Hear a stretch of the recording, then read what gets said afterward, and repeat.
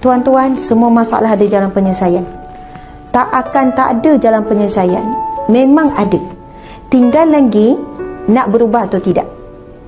Kalau klien saya datang, isteri begini-begini, suami begini, isteri datang mengadu masalah suami begini, suami mengadu masalah isteri begini, kita bagi beberapa langkah.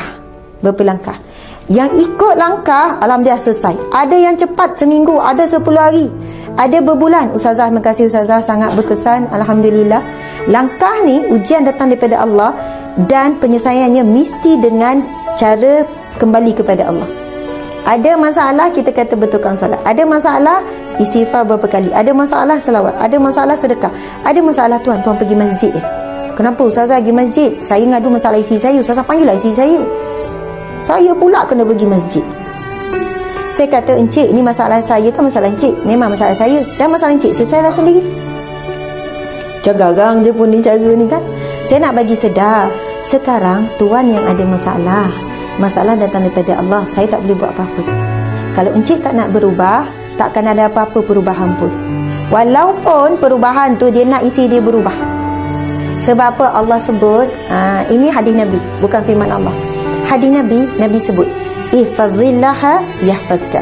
Kamu jaga Allah, kamu jaga hak Allah, kamu jaga hubungan dengan Allah, yahfazka, Allah akan jaga kamu.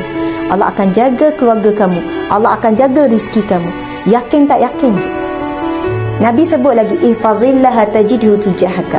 Kamu jaga Allah, kamu akan dapati Allah ada depan kamu. Bukan kawan-kawan yang ada bersama dengan kamu, bukan mak ayah, bukan siapa lagi, siapa-siapalah manusia, tapi orang yang jaga hak Allah, Allah akan ada di depan dia. Wa iza sa'alta fas'alillah. Kalau kamu perlu apa-apa, Allah kata, Nabi kata, minta je dengan Allah. Wa iza sta'anta fasta'in billah. Kalau kamu perlukan pertolongan, kamu minta tolong saja dengan Allah. Ini kelebihan apa? Orang yang sentiasa jaga hak Allah. Hak Allah dua saja. Apa yang Allah perintah, semua buat. Apa yang Allah larang, tinggal. Itu hak Allah terhadap kita. Sebab itu kalau kita ada masalah, tuan-tuan, puan-puan, masalah keluarga ke, masalah kewangan, masalah apa pun, cuba cek pertama rukun iman dulu. Rukun iman. Lepas tu yang kedua rukun Islam. Biasa rukun iman kita tak boleh nak ukur sangat. Rukun Islam, pertama cek solat kita. Yang kedua cek zakat. Kita keluarkan zakat tak? Harta kita bersih tak? Takut ada harta riba. Beli rumah konvensional ke? Beli motor guna yang kredit ke? Semua tu tak patuh syariah. Lepas tu tak keluarkan zakat. Rupanya benda tu yang menyebabkan kita selalu ada masalah rumah tangga. Klien saya akan cek, encik solat encik macam mana? Kalau solat tak pas, encik, kita akan bincang pasal solat je. Dia baru jaga solat seminggu. Ustazah, terima kasih. Case close. Tutuplah file saya Ustazah.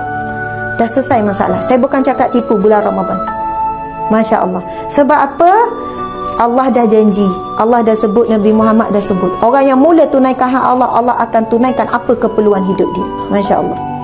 Kemudian Allah Subhanahu wa taala berfirman, auzubillahi minasyaitanir rajim, alladzina idza asabathum musibatu qalu inna lillahi wa inna ilaihi raji'un ulaika alaihim salawatum min rabbihim.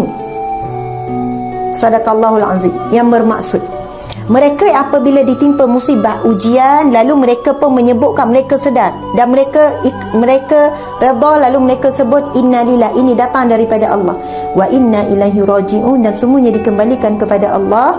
Ulaika alaihim salawatum min rabbihim. Mereka itulah yang akan mendapat pertolongan daripada Allah. Tuan-tuan, balik rumah isi tak masak, innalillah wa inna ilaihi raji'un. Boleh tak? Boleh kan? Si tak masak, innalillah. Kenapa bang? Siapa yang mati? Kan? Apa pun berlaku, bila kita sebut kalimat istirja' tu, innalillah wa inna ilaihi raji'un, itu akidah. Ini datang daripada Allah dan semuanya dikembalikan kepada Allah. Allah kata mereka itu akan dapat salawat, rahmat, pertolongan daripadanya. Masya Allah.